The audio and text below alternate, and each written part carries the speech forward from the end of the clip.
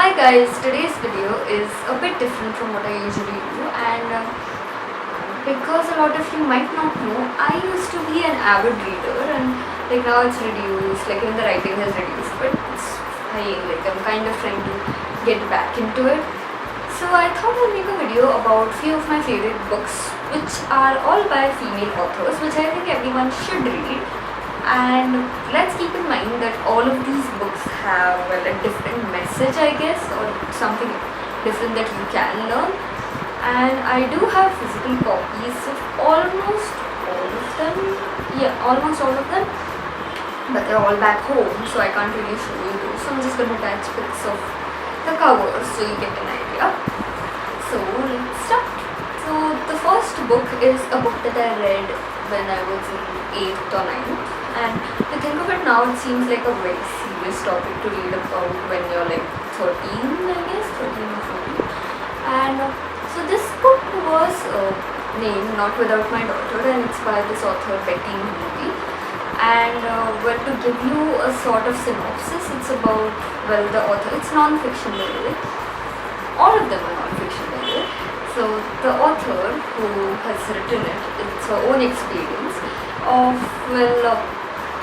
how she's American and how she falls for this man who's, I think, from Iraq, I'm not sure. And then he kind of persuades her and her daughter, their daughter, who's 5, to come on a trip to Iraq, or I don't really remember where it's his hometown, and he wants to just make a visit. But once they're there, his family is not letting them leave, and Betty really wants to go back because she's not finding the place safe at all. And turns out that was the husband's plan all along, that he doesn't really want to let them go and he wants to keep them trapped. And a lot of efforts are made to evacuate and to get her back home and everything. Her parents are trying, but all the options really involve her leaving her daughter back, which she doesn't want to do. So it's basically a story of escape, and if any of you are into that kind of stuff, I think you should really read it. And okay, yeah, this happened quite a few years ago, somewhere in the 80s or 90s, and I feel like it is kind of a book where you just understand the kind of struggles that a mother has to face for her child. And obviously this doesn't apply to all, because there are obviously parents who do not really care about their children, but yeah, the whole idea of motherly love and what a mother can do, I feel it was a very good example of that, along with the fact that the different atrocities that do happen around the world. I guess that's something that one should be aware about. The next book is The Last Girl by Nadia Murad. So Nadia Murad was the Nobel Peace Prize winner recently, and I read this book for a class I have in college. And my class is basically about impact of conflicts on women and all, and there's this book. So it's about how she is captured by ISIS, everyone in her villages, because they are a community that ISIS doesn't want, and they want them all dead or converted. And all the women are forced into sex slavery, and eventually she does escape, but I feel like it was a book where, because these happenings are so recent, it kind of just gives you an idea of the kind of things that still do happen across the world to women. And it's much easy to just sit here and ignore it and pretend like that didn't happen, but the truth is it does. And to anyone who probably thinks women make everything up and it's all some weird shit that I've heard back in time, Malala got shot because she wanted a Nobel Prize. How does that even make sense? When you get shot in the head, you don't really know if you survive to even see that Nobel Prize. Similarly, I feel when it comes to Nadia Murad, the kind of atrocities she went through, and to write that down, and towards the end when she says that, even if you tell your story multiple times, you're just going to get confident to speak about it, but the pain is never going to lessen. And that's the truth for so many women out there.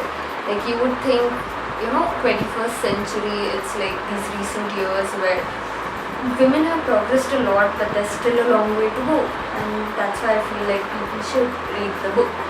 The next book is Wise and Otherwise by Sudha Murthy, and So this is the first Sudha Murthy book I read back in 9th or 10th, and this is for all the people who like cannot read like a whole novel at a stretch but would like to read some short stories. So Sudha Murthy often writes about her own experiences of things or incidents that happen, and they all have like small messages to give, which I feel is quite, I don't know how to put it exactly. It's like short and sweet sort of thing. And there are stories that move you, and there are stories that have like a funny element to it. There are stories that start off like in this fun way, and eventually you're like, oh wow, like it's heartwarming in a very simple way, which is why I feel like people should read it. And I feel like this applies to other books by her too. Like I don't really remember the name of the other one that I read. It was something like Half Glass of Milk, something like that. So if I remember it, I will put it here and put the image. But yeah, so the last book on my list is by Twinkle Khanna. It's Mrs. Funnybones, and I read it like 2 years back, and it's one of the funniest, most relatable books that I have read. Like I can connect to Twinkle Khanna on a spiritual level, and like I understand why she's Mrs. Funnybones. Like there's sarcasm, there's humor, and there's like this awareness about like things that are happening around, which I feel is very important. Now I know a lot of people do not like Twinkle Khanna because she is like the strongly opinionated person who talks about women, who talks about like the things that happen around, and who doesn't mind putting men down. Now I'm not for it completely, but I feel at points it's necessary to make someone realize where they stand. And when it comes to Mrs. Funnybones, I feel like compared to the others, this is a very light read, and it's very much a fun thing to read. And if you still want something that is like something that will give you a message or inspire you, I feel like her other book, The Legend of Lakshmi Prasad, is brilliant too, so you should probably go for that. So yeah, that's it for this video guys. Do let me know if you like this, because if you do, that would just be more motivation for me to read more books, because then I can make more videos like this. So yeah, do drop that in the comment section below, and if you like this video, do share and subscribe, because it really does help. And do follow me on my Instagram and Twitter, which I will link down.